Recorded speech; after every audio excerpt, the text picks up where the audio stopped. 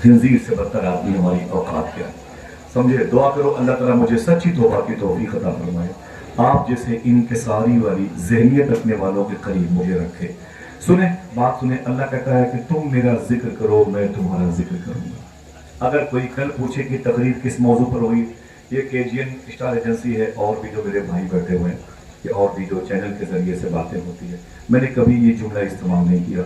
मेरे बारे में बहुत सारी बातें वीडियोस के हवाले से नशर होती हैं, मैंने कभी हवाले की बात नहीं की, हवाले की बात नहीं की। हिंदुस्तान में जितने चैनल के लोग इस हवाले से बात करते हैं वो हम लोगों के बारे में उल्टी सीधी बातें डाल देते हैं, सिर्फ अपने मेंबरान को बढ़ाने के लिए, अपने सामीन और नाज़रीन को बढ़ाने के लिए। मैं उनसे गुजारिश करता हूँ कहीं ऐसा ना हो कि तुम्हारे इस अमल से हुजूर गौसे आज़म का फैज़ रुक जाए। आज तक मैंने कोई ऐसी बात नहीं बोली है जिसका मेरे पास प्रूफ हो, जिसकी दलील न हो, लेकिन मैं खामोश तबीयत का आदमी। मैं देखता हूँ कि कितनी देर तक मुझे गालियाँ दे सकता है। मेरा मिजाज ये कि देखिए इसके पास कितनी ताकत है, वरना हाफिज सलमान मेरे साथ सफर में थे, अभी भी मेरे पास जब मैं यहाँ पर आ रहा था बैठ नहीं करते, मेरे पास गृह मंत्रालय से फोन आया दिल्ली से, बोले मैंने वीडियो देखी आसिफ भाई, ये कौन लोग हैं जो चैनल के जरिए से हुजूर गौस पाक की बातों को झुठला रहे हैं, मुझे इनका नंबर दीजिए, मैं सबको दिल्ली घसीट दूंगा, खुदा की कसम सामने बैठे थे। तो मैंने कहा नहीं आप छोड़ें, मेरे बड़े अच्छे दोस्त हैं, वो विदेश मंत्रालय में सर्विस करते हैं, बोले मैं सब घसीट लूंगा इसमें। जो लोग शख्सियत पर आंच उठाते हैं, सैयदना शेख के तसर्रुफात पर शक करते हैं, मैंने कहा छोड़ो, देखना है जोर कितना बाजुल कातिल में है। ये होता रहता है और कोई नई बात नहीं है। हुजूर गौस पाक के शहजादे थे, उनका नाम था शेख अकबर, जिनका नाम इर्तुगरुल गाजी में आपने सुना होगा, इब्ने अरबी सुना होगा आपने। लॉकडाउन के वक्त में लोग सीरियल देखते थे, हमने नहीं देखा, तो उसमें एक बुजुर्ग का नाम आता था इब्ने अरबी का। इनका नाम है शेख अकबर, शेख मुहीउद्दीन इब्ने अरबी। ये हुजूर गौस पाक के सगे रूहानी बेटे हैं, सगे रूहानी बेटे हैं। उनके तसर्रुफात, उनके इज्तिमा का यह आलम था कि वो अपना हाथ यूं बढ़ाते थे तो पहाड़ों को अपने अंडर में कैश कर लिया करते थे। लेकिन उस दौर के मौलवियों ने 500 लोगों ने उन पर हराम और कुफ्र के फतवे दिए। तो ये कोई नई बात नहीं है, समझे। मैं 2-3 लोग बैठे मेरे भाई, बड़ी बात है। और बड़ा बहुत ही बिजी रहता हूँ, निजामत से ज़्यादा। मुझे सुबह की 4 बजे मुझे एयरपोर्ट पर पहुँचना है, अहमदाबाद वहाँ जाना है, वहाँ से बहुत दूर जाना है, फिर वहाँ से मुझे ग्वालियर आना है, फिर वहाँ से मुझे बाइयर उदयपुर जाना है, वहाँ से बाइयर इलाहाबाद आना है, बम्बई जाते हुए। ऐसी कुत्तों के तरीके से भुगता रहता हूँ, लेकिन मेरे अंदर तकब्बुर कभी नहीं पहना, मैंने कभी किसी का मजाक नहीं उड़ाया। खुदा की कसम, जो जमीन पर बैठ के हुजूर की नातें बातें सुनते हैं ना, मेरा दिल कहता है मैं इनके पैरों को चूम लूं, मैं इनके कदमों को, इनकी जूतियों को अपने सर पर रखूं। ये कितने मकबूल लोग हैं, ऐसी जहनियत है, ऐसी सोच है कि जिसका बेनिफिट इन्हें आखिरत में मिलेगा। अभी से आके हुजूर की महफिल में बैठ गए, अभी से आके क्या मिलेगा माँ बहनों को मुझे बताएं आप। हमें तो 10 रुपए नजराना भी मिल जाएगा अपने बच्चों का पेट पालने के लिए। इन माँ बहनों को क्या मिले, गर्मी में बैठी हुई है, पंखे चल रही है, गोद के बच्चे बीमार, और गर्मी का मौसम, उमस हब्स है, क्या करने आई है। आप कहते क्यों नहीं कि हुसैन का गम बनाने आई है, हुसैन की याद में आई है, हुसैन का इश्क, हुसैन का दिल, हुसैन की दिल की जो कैफियत थी उसको महसूस करते हुए आई है। बड़े बड़े लोग दुनिया में आए, 18 लाख लोग इराक में मारे गए, कोई गम नहीं मनाता। 16 लाख लोग मुल्क शाम सीरिया में मारे गए, कोई गम नहीं मनाता। 3.5 लाख लोग 2.5 दिन के अंदर इराक में हिलाकू खान के दौर में मारे गए, कोई गम नहीं मनाता। कोसोवो, यूगोस्लाविया, चेचेनिया, बोस्निया में लाखों लाख लोग मार दिए गए, शहीद कर दिए गए, किसी का गम नहीं मनाया जाता। लेकिन मालूम है क्यों? इसलिए कि सारे गमों का जो इमाम है वो गम हुसैन है। याद कर ले, जब तक इस बस्ती में एक बच्चा भी जिंदा रहेगा, इंशाअल्लाह इधर से गुजरने वाले कहेंगे ये मौला हुसैन और अब्बास के नाम के झंडे बता रहे हैं, इस बस्ती में कोई हुसैन ही रहता है। इंशाअल्लाह ये बातें होती रहे। सब्र का नाम है जिंदगी, जुल्म का नाम मौत है। मर गए तुम यजीदियो, जिंदा मेरा हुसैन। जब तक जबान बाकी है हुसैन हुसैन कहते रहेंगे, और कट भी गई तो बाजू हुसैन हुसैन कहते रहेंगे। मार दिए गए तो हमारी कब्र से हुसैन हुसैन की आवाज आती रहेगी। इंशाअल्लाह बोल दे, सब्र का नाम है जिंदगी। अभी मैं करबला शरीफ देख के आया हूँ 25 दिन 1 महीना पहले, और फिर 8-10 दिन के बाद मुझे करबला शरीफ जाना, समझे। अल्हम्दुलिल्लाह देखूंगा हुसैन की बारगाह में, बताऊंगा सरकार हुसैन के हुजूर टेढ़ी मोड़ की जमीन है, छोटी सी बस्ती है, वहां आपके चाहने वाले बैठ करके आपको याद कर रहे हैं।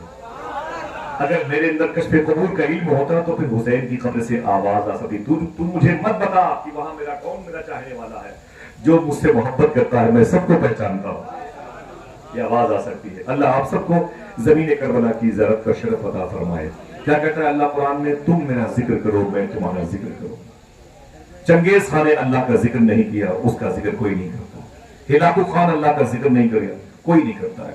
مقدونیہ کا سکندر اعظم جسے الیگزینڈر کہتے ہیں، اس نے اللہ کا نام نہیں لیا، اس کا کوئی نام نہیں لیتا۔ شیکسپیئر ہو، ملٹن ہو، آئنسٹائن ہو، لارڈ نکالے ہو، مائیکل ہارٹ ہو، کوئی بھی ہو، سائنسدان ہو یا ڈاکٹر ہو، پروفیسر ہو، جس نے اللہ کا نام نہیں لیا، اللہ کا ذکر نہیں کیا، اس کا ذکر نہیں ہوتا۔ سمجھ رہے آپ؟ جس نے خدا کا نام لیا وہ نہیں ہے، پھر بھی اس کا ذکر ہو رہا ہے۔ جس نے اس کو یاد کیا وہ نہیں ہے، پھر بھی اس کو یاد کیا جا رہا ہے۔ جو مجھے یاد کرے گا میں اسے یاد کروں گا۔ تم میرا ذکر کرو میں تمہارا ذکر کروں گا۔ عجیب شان ہے، امام حسین نے نیزے کی نوک پر اللہ کا ذکر کیا ہے۔ ہم بارش کے موسم میں بھیگتے ہوئے حسین کا نام لے رہے ہیں۔ آئیے تھوڑی سی بات کرتے ہیں، کون ہے حسین، کون ہے حسن۔ باتیں میں آخری مرحلے کی نہیں کر سکتا کیونکہ یہ 7-8 دن کی مجلس ہے، بہت سارے خطبہ کرام آتے رہیں گے اور انشاءاللہ حسین کی باتیں کرتے رہیں گے۔ میں صرف اتنا بتاتا ہوں اپنے بھائیوں کو باری باری، سب کے پیر کو چوم کر کے، کہ میں بتاؤں کہ حسن کون ہے، حسین کون ہے، ان کی ماں کون ہے، ان کے ابو کون ہے اور ان کے نانا کون ہے۔ یہ وہی ہیں جن کو ملا کے پنجتن ہو جاتا ہے۔ میرے آقا سرکار وارث پاک نے کہا بیدم یہی تو 5 ہیں مقصود کائنات۔ مصرع ٹف ہو گیا، آسان کرتا ہوں۔ بیدم یہی تو 5 ہیں دنیا کی ڈلیوری کا سبب۔ بیدم یہی تو 5 ہیں دنیا کے آنے کا، وجود کے پانے کا سبب۔ بیدم یہی تو 5 ہیں مقصود کائنات، خیر النساء حسین و حسن مصطفیٰ علی۔ اگر یہ 5 نہ ہو تو دنیا نہ ہو کر کے بھی دنیا نہ ہو، سورج نکلنا بھی چاہے تو روشنی نہیں ہوگی۔ سمجھ رہے ہیں؟ یہ کون ہے؟ میرے آقا صلی اللہ تعالیٰ علیہ وسلم کے اس مبارک لاڈلے کے نواسے کے نام سے موصوف مبارک مہینے میں تھوڑی سی بات کرتا ہوں حسین اور حسن کی، ان کی امی کی، ان کے ابو کی۔ کون ہے؟ میرے آقا صلی اللہ تعالیٰ علیہ وسلم کی 25 سال کی عمر شریف ہوئی تو مکہ شریف میں حضور رہتے تھے۔ 25 سال کی عمر شریف تھی، حضور کی فرسٹ میرج بھی نہیں ہوئی، ابھی شادی بھی نہیں ہوئی۔ اس وقت مکہ شریف میں ایک لڑکی تھی جسے عورت کہا جاتا ہے، عمر زیادہ ہو گئی تھی۔ 2 مردوں کے الگ الگ نکاح میں تھی، پہلے ایک مرد سے اس کی شادی ہوئی، اس نے طلاق دے دیا، تو دوسری شادی دوسرے مرد سے ہوئی، پھر اس کا بھی انتقال ہو گیا شاید، تو وہ عورت اس وقت بیوہ ہو کر کے موجود تھی مکے میں، جو سب سے بڑی پیسے والی عورت تھی، جس کا نام تھا حضرت خدیجہ۔ نام سنے سبحان اللہ ہے۔ جس عورت کا نام تھا حضرت خدیجۃ الکبریٰ، حضرت خدیجہ اس کا نام تھا۔ اس عورت کی عمر شریف تھی کتنی؟ 40 سال۔ کتنی؟ اور حضور کی عمر شریف کتنی تھی؟ 25۔ ان کی 2 شادیاں ہو چکی تھیں اور حضور کی یہ پہلی شادی تھی۔ ان کی 3rd میرج تھی اور حضور کی فرسٹ میرج۔ ابھی یہ شادی ہوتی کیسے ہے سن لیں، پھر ہم علی و فاطمہ کی بات کر کے حسن حسین کی تھوڑی سی بات کریں گے۔ یہ شادی ہوتی کیسی ہے؟ اللہ کے نبی صلی اللہ علیہ وسلم نے مخدومہ خدیجہ کے بزنس کا سامان ملک شام بیچنے کے لیے گئے تھے۔ ایک میری پوری گفتگو ہے حضور کی بیٹی، حضور کی شادی کے حوالے سے، مجھے ایک جملہ لینا ہے پھر آگے بڑھ جانا ہے۔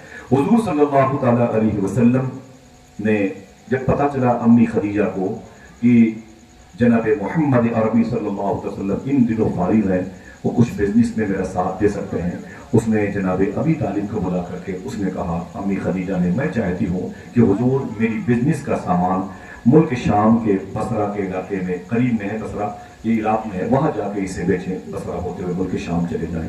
حضور نے فرمایا ٹھیک ہے چچا میں چلا جاؤں گا۔ حضور نے ان کا سامان لیا اور چلے گئے۔ لمبی گفتگو کسی موقع پر ابھی سنیں آپ، امی خدیجہ رضی اللہ تعالیٰ عنہ کہتی ہیں کہ حضور صلی اللہ تعالیٰ علیہ وسلم جب ملک شام سے امی خدیجہ رضی اللہ تعالیٰ عنہ کا مال تجارت بیچ کر کے واپس آ رہے تھے، پہلے گزارش ہے میں پہلے رہتا ہوں، نعرہ میرا کام ہے میرے بھائی، نعرہ تکبیر، نعرہ رسالت، نعرہ رسالت۔ آپ لوگ کی طرف سے میں کھڑے ہو کے استقبال کر دوں۔ 20 سال میں نے دور گزارا ہے اپنے ان بھائیوں کے ساتھ، انگلیاں پکڑ کر کے بولنے کا ہنر مجھے سکھایا۔ میرے اندر جو کمیاں تھیں مجھے ان دوستوں نے بتائی ہے، مجھے بڑی خوشی ہوتی ہے۔ کیا قسمت پائی ہے زید البھائی نے، شعبان بھائی نے، حضور کی نعتیں پڑھتے ہیں سبحان اللہ۔ کبھی ان کو کسی سیاسی منچ پر کسی سیاسی شخص کی تعریف کرتے ہوئے نہیں دیکھا ہوگا. اگر یہ تعریف کرنے پر آ جائیں تو ان کو پر اسٹیج 2 لاکھ روپے ملیں گے. لیکن کہتے ہیں کہ ہم اپنا جسم اپنے لباس تو بیچ سکتے ہیں لیکن عشق مصطفیٰ کا سودا نہیں کر سکتے. الحمدللہ رب العالمین بہت ہی مؤدب اور بہت ہی محترم ہیں. تبھی تو انہوں نے اتنی شہرتیں دی کہ ہندوستان کے باہر بھی کئی ملکوں میں ان کو سنا جاتا. اور کسی مشاعرے میں اگر ہوئے ہوں تو پھر ناظم مشاعرہ کی پیشانی پر بل نہیں آتا. لوگ جانا بھی چاہے تو جا نہیں سکتے, سونا بھی چاہے تو سو نہیں سکتے, بھاگنا بھی چاہے تو بھاگ نہیں سکتے ہیں. اتنی مضبوط زنجیر عشق کا نام ہے محترم زین العابدین کانپوری. اور ایسی بھی گزر جائے ایک رات مدینے میں. میرا دل کہتا ہے کاش اس نعت کو سنتے سنتے صبح ہو جائے. اس نعت کو شعبان بھائی سے آپ ہر محفل میں سنا کیجیے. انشاءاللہ دل میں حضور کی بارگاہ میں حاضری کے جذبے پیدا ہوں گے. میں نے زین بھائی سے کہا تھا میں آپ سے ہاتھ جوڑتا ہوں, آپ میں جب بولوں تو آپ بتائیے گا, کیونکہ بہت دیر تک بیٹھنا یہ ادب کے خلاف ہے. آ گئے ہیں تو میں ان کی دعاؤں کی اجازت سے آگے بڑھتا ہوں. حضور صلی اللہ تعالیٰ علیہ وسلم کی فرسٹ میرج کیسے ہوئی سنیے آپ. امی خدیجہ کا مال تجارت بیچ کر کے حضور جب واپس آئے نا تو امی خدیجہ کو حضور کے حسن کی خبر لگ چکی تھی. امی خدیجہ نے کنکھیوں سے 1-2 مرتبہ حضور کو دیکھ لیا تھا. سبحان اللہ, ذرا محبت سے بولے. جو حضور کو دیکھتا تھا پھر کسی کو نہیں دیکھتا تھا, جس نے حضور کو دیکھا کسی کو نہ دیکھا. اگر کہو تو غزل کا شعر پڑھ دو. کھلنا ہوا دراز جو زلفوں کا آپ کی, کھلنا ہوا دراز. شعر مشکل ہے, ان کو دیکھ کے چاہے تو سبحان اللہ کہیں, میرے شعر کو سن کے آپ نہیں کہہ سکتے. کھلنا ہوا دراز جو زلفوں کا آپ کی, پھانسی گلے میں ڈال کے دنیا لٹک گئی. پھانسی گلے میں ڈال کے دنیا لٹک گئی. جس نے حضور کو دیکھا کسی کو نہ دیکھا. اے آمینہ تیرے شکم کو سلام, تو نے کیسا بچہ کیسا شہزادہ جنا ہے. سبحان اللہ سبحان اللہ. کیسی عظیم ذات کے میرے آقا صلی اللہ تعالیٰ علیہ وسلم کی. ذرا محبت سے کہہ دو سبحان اللہ. سرکار بابا فرید گنج شکر سے پوچھا گیا حضور کے جسم کا سایہ تھا کہ نہیں. آواز پہنچی, ہاتھوں بڑھا کے بولو سبحان اللہ. حضور کے جسم کا سایہ تھا کہ نہیں تھا. آپ فرماتے ہیں حضور کے جسم کا سایہ نہیں تھا. پوچھا گیا کیوں, پروف دیجئے. تو وہ کہتے ہیں کہ اس لیے کہ حضور کے جسم سے زیادہ نازک اور لطیف چیز اللہ نے بنائی ہی نہیں ہے. اب ایک شعر پڑھ دوں. جسم اطہر ہے لطیف ایسا کی سرکار میرے. سبحان اللہ کہیں گے, باری باری بولیے گا, باری باری. جسم اطہر, لطیف بولتے ہیں نازک کو. جسم اطہر ہے لطیف ایسا کی سرکار میرے, بوسے حضرت جبریل سے جاگ اٹھتے ہیں. جسم اطہر ہے لطیف ایسا کی سرکار میرے, بوسے حضرت جبریل سے جاگ اٹھتے ہیں. میرے آقا صلی اللہ علیہ وسلم کو 1-2 مرتبہ امی خدیجہ نے دیکھا تھا اور بس حضور کو اور دیکھنا چاہتی تھی. آپ فرماتی ہیں حضور میرا بزنس کا سامان ملک شام بیچ کر کے جب واپس آئے تو میرے گھر میں بیٹھ کر کے ماں کا پورا حساب کتاب لیکھا جوکھا کر رہے تھے.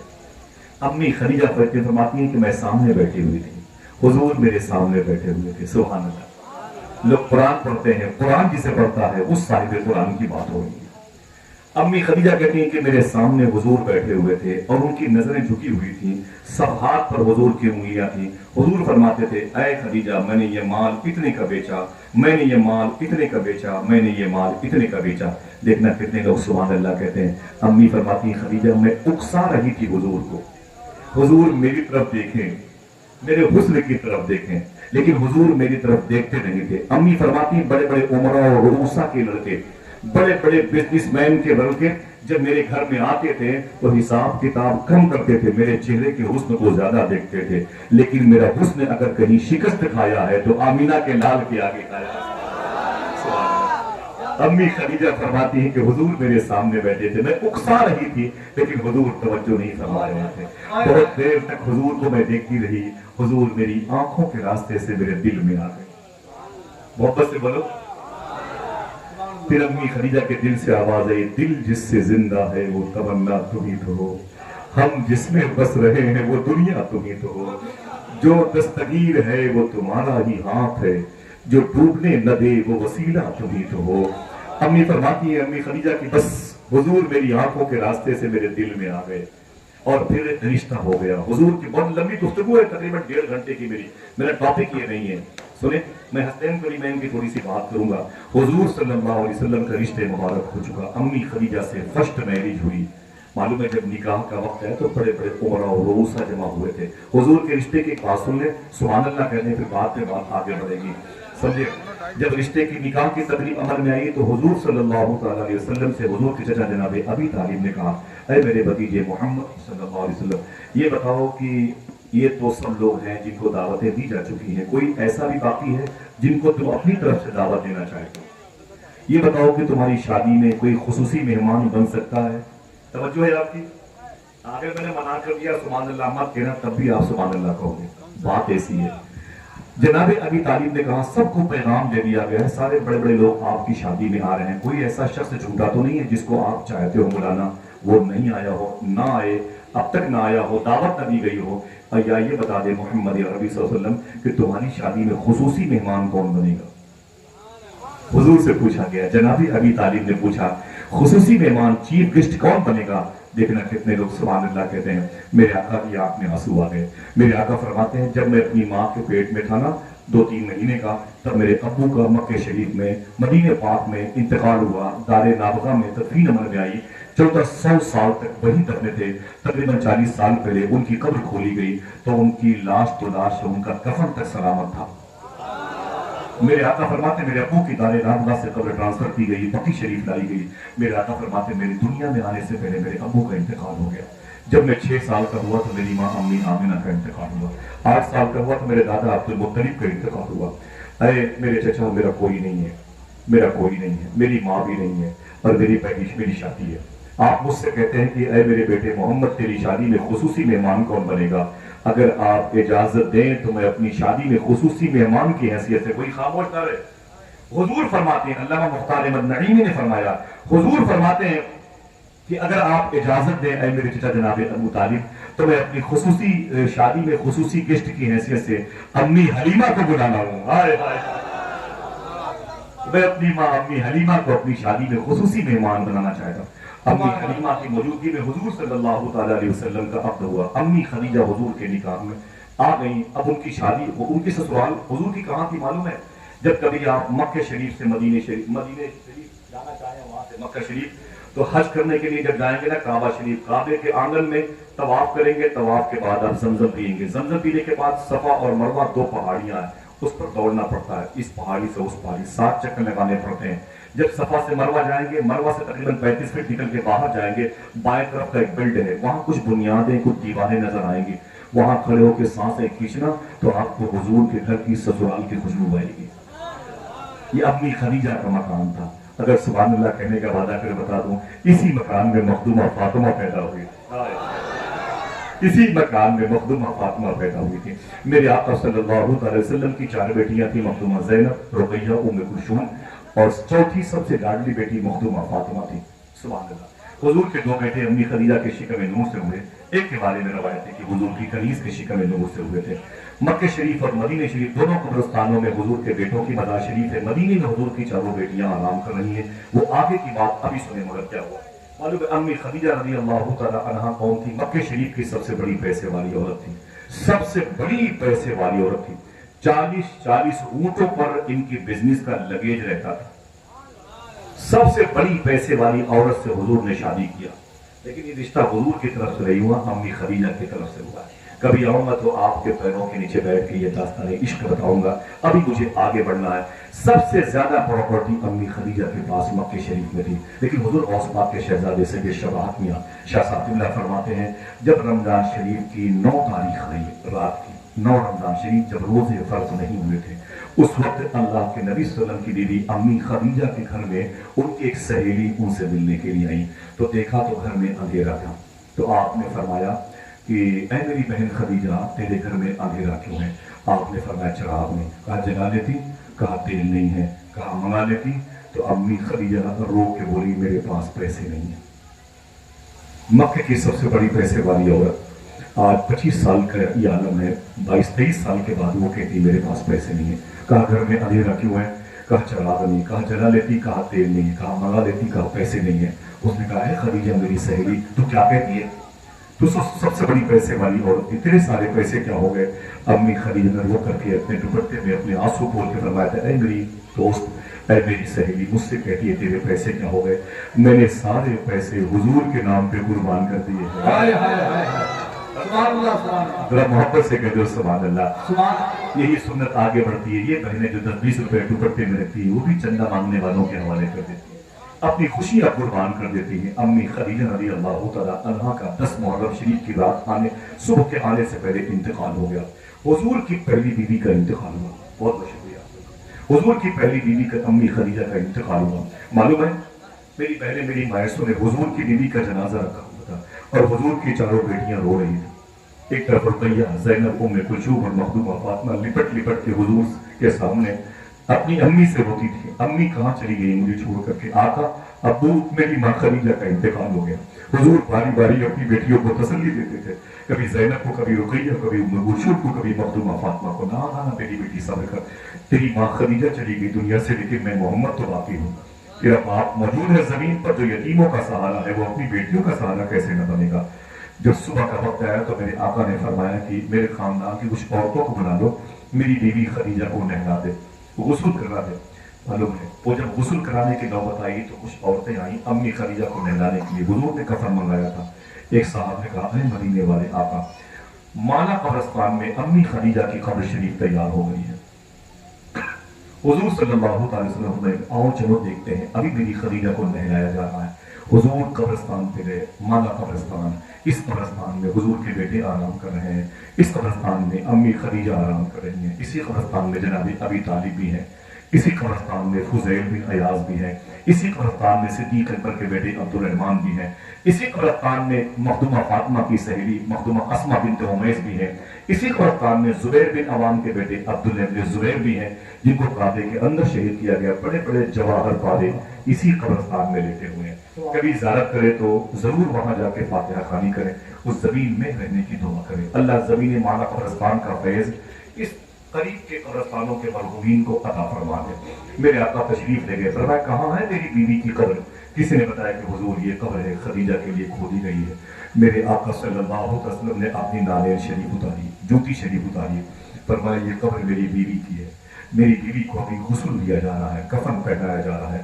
حضور نے اپنی چپل شریف اتاری اور میرے آقا صلی اللہ علیہ وسلم اپنی بیوی خدیجہ کی قبر میں اتر گئے۔ اترنے کے بعد اپنے جوبے کو آپ نے ترتیب دیا، سنبھالا اور انہی کی قبر میں بہت دیر تک لیٹے رہے۔ اپنی بیوی کی قبر میں میرے آقا صلی اللہ علیہ وسلم بہت دیر تک، جذب القلوب میں اللہ معاف نہ فرمایا ہے، اللہ بہت دیر تک میرے آقا صلی اللہ علیہ وسلم اپنی بیوی کی قبر میں لیٹے رہے۔ اس کے بعد نکلے تو غلاموں نے کہا حضور قبر میں آپ کیوں لیٹے تھے؟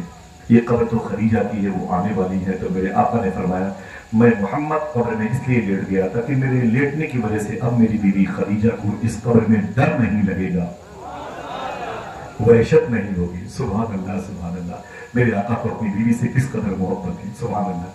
مرنے کے بعد بھی امی خدیجہ کی تسکین کا سامان حضور نے ڈھونڈا اور عطا فرمایا۔ میرے آقا تشریف لائے، لپٹ کر کے چاروں بیٹیوں کو سینے سے لگایا اور ماں خدیجہ کو الوداعی سلام کہا، جنازے کی نماز پڑھی اور انہیں لے کے آ گئے۔ جب اس قبرستان میں تدفین عمل میں آ گئی، اب حضور کیا کرتے تھے؟ شام کو جلدی اپنے گھر چلے جاتے تھے۔ دن بھر حضور کا کام کیا تھا؟ کوئی بزنس، کوئی ملازمت، کہیں حضور کوئی کام کرتے تھے، صرف کام یہی تھا کہ دنیا والوں کو بتانا اللہ ایک ہے۔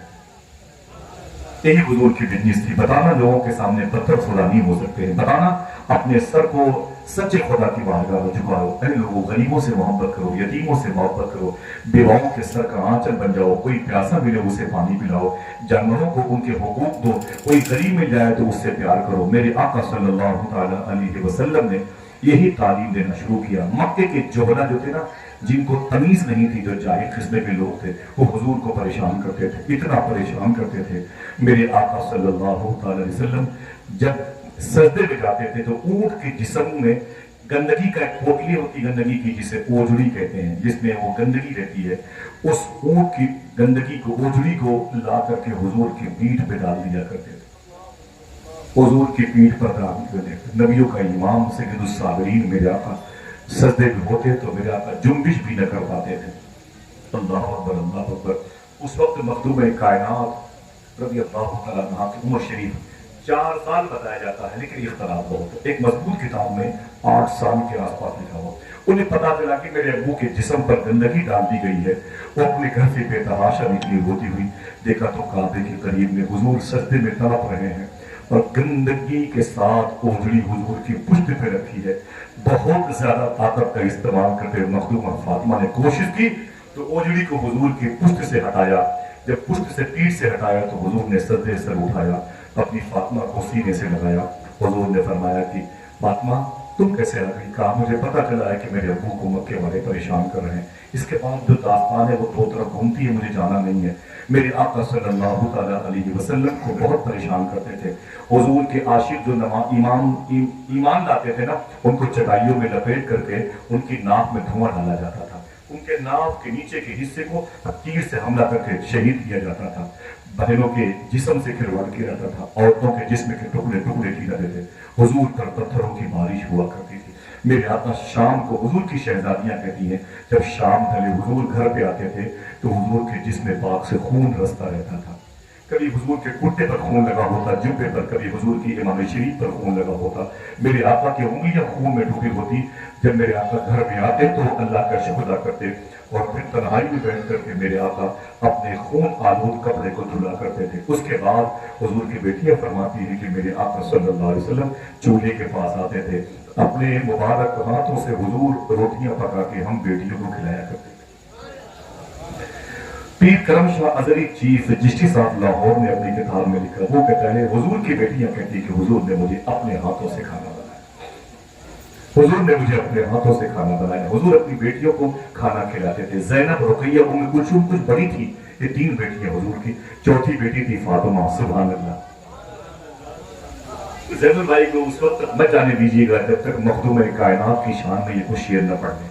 انشاءاللہ وعدہ کرو انشاءاللہ. جب یہ شعر پڑھے تو طرف جائیے گا. دنیا میں ایک ہی تو عورت ہے جس کی وجہ سے ساری عورتوں کا بھرم باقی ہے, ساری عورتوں کی حیا اور عصمت سلامت ہے. وہ نام ہے مخدومہ فاطمہ طیبہ طاہرہ کی. معلوم ہے صوفی سلطان میں نے ایک بات کہی تھی, آپ فرماتے ہیں کوئی غیر سید مخدومہ فاطمہ سے کتنی محبت کیوں نہ کرے, وہ اس کی طرف توجہ کی نگاہ نہیں ڈالتی ہے. اس کی طرف توجہ کی نگاہ نہیں ڈالتی ہے. میں نے پوچھا کیوں, تو وہ کہتی ہے کہ مخدومہ فاطمہ, دیکھنا کتنے سمجھدار لوگ بیٹھے ہوئے, وہ کہتے ہیں کہ مخدومہ فاطمہ اپنی توجہ کو بھی وہ حیا کے دائرے میں رکھتی ہے. اپنی توجہ کو وہ حیا کے دائرے میں رکھتی ہیں. پھر فرماتے ہیں صوفی صاحب لیکن جب کوئی مخدومہ فاطمہ سے زیادہ زیادہ زیادہ محبت کرتا ہے تو اسے شیخ عبد القادر جیلانی کے حوالے کر دیتی ہے. ذرا محبت سے کہہ دو سبحان اللہ. میرے آقا صلی اللہ تعالیٰ علیہ وسلم کی لاڈلی بیٹی مخدومہ فاطمہ سے حضور پیار کرتے تھے. جب کھانا کھلاتے تو مخدومہ فاطمہ کو کبھی کبھی اپنے ران مبارکہ پہ حضور بٹھا لیتے تھے اور اپنے ہاتھوں سے اپنی بیٹی کو کھانا کھلایا کرتے تھے. سبحان اللہ. ہمارے پاس تو روٹیاں ٹھنڈی آ جائیں تو تماچے مار دیں, چاول ٹھنڈا ہو تو بیویوں کو گالیاں دے دیں, اچار چٹنی سلاد نہ ہو تو پلیٹیں توڑ دیتے ہیں.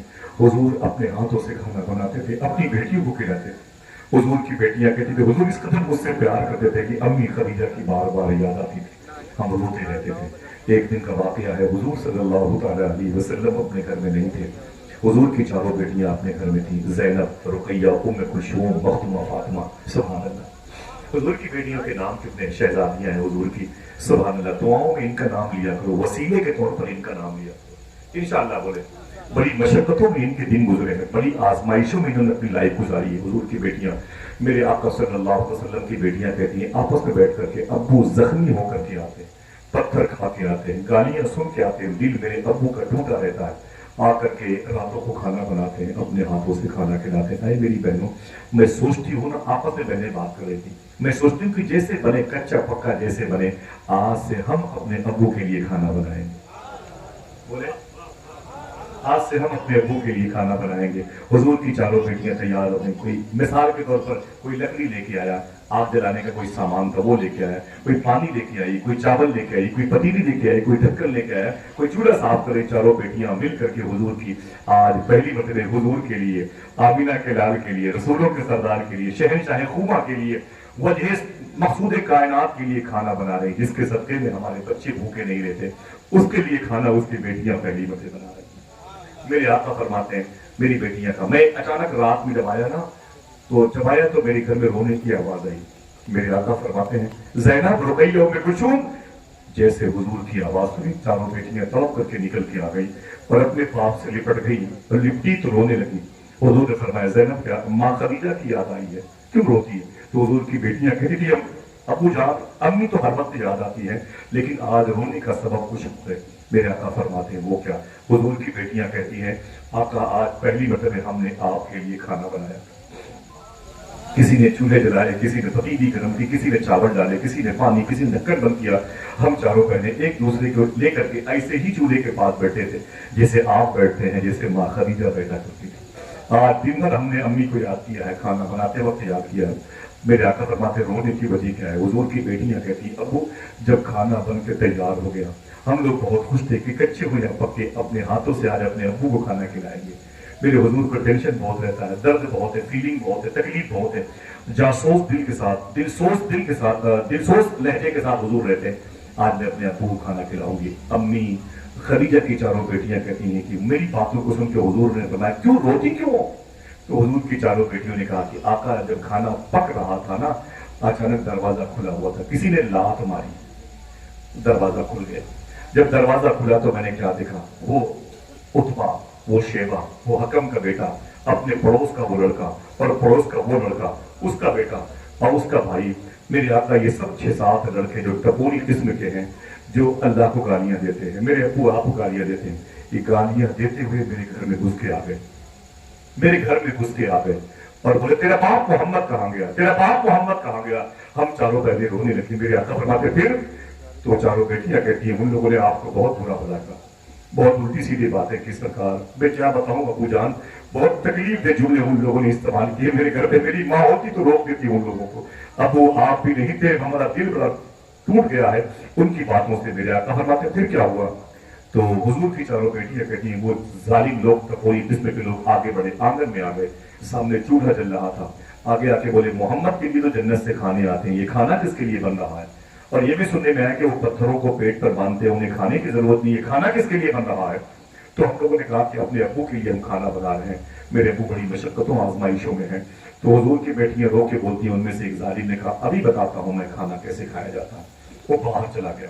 باہر سے جانے کے بعد اس نے نالی سے گندگی اٹھائی, گندگی اٹھا کر کے ہاتھوں میں لا کر کے حضور کی بیٹیاں کہتی ہیں آ کے اس نے ڈھکن کھولا اور پوری گندگی اسی پتیلی میں ڈال کے ہنستے ہوئے چلے گئے. بولے کھلا دینا اپنے باپ کو یہ کھانا, محمد سے کہہ دینا بھوکا ہو تو کھا لے. میرے آقا کی بیٹیاں رونے لگی. بولے ابو ان ظالموں نے ہمارے خوابوں کی تعبیر کی گنبد کو مسمار کر دیا, ہماری جو سوچ تھی اسے چکنا چور کر دیا. ہماری خواہش تھی کہ آپ کو کھانا کھلائیں گے, ان ظالموں نے کھانا برباد کیا. ہنستے کھیلتے گالی دیتے ہوئے چلے گئے. میرے آقا صلی اللہ علیہ وسلم کی آنکھیں اشک بہار ہو گئی. حضور زمین پر بیٹھ گئے. بیٹھنے کے بعد میرے آقا نے اپنی چاروں بچیوں کو سینے سے لگایا اور ایک جملہ کہا, دل کہے تو سبحان اللہ کہیے گا. میرے آقا فرماتے مت رو میری بیٹی زینب, رقیہ ام کلثوم, فاطمہ مت رو.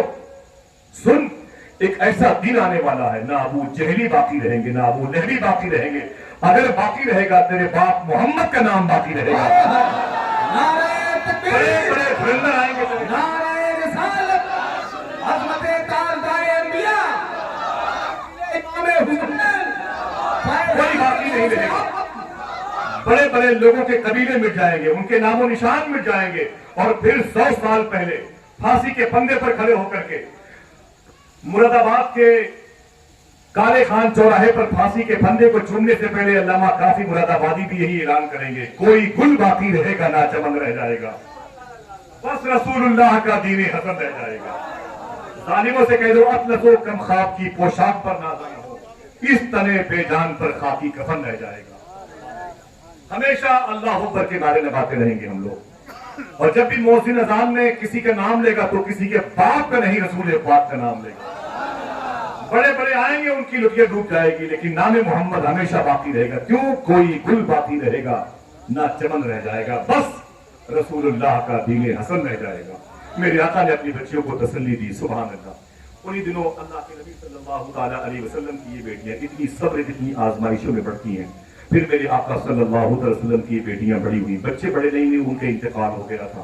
हुजूर के शहजादों का इंतकाल हो गया था।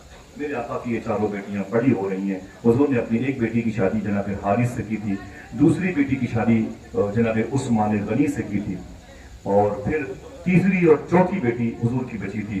बाद में बद्र शरीफ की फतेह यादी के बाद हुजूर की एक बेटी का इंतकाल हो गया था, तो हुजूर ने अपनी दूसरी बेटी सरकार उस्मान गनी के हवाले, यानी पहले वाले दामाद को हुजूर ने दूसरी बेटी भी दे दी थी, और ये कहा था अगर ये के बाद दीगरे मेरी 40 बेटियां होती या 100 बेटियां होती, हर बेटियां उस्मान गनी के निकाह में देता, अगर वो इंतकाल करती जाती मैं अपनी सारी बेटियां उस्मान के हवाले कर देता।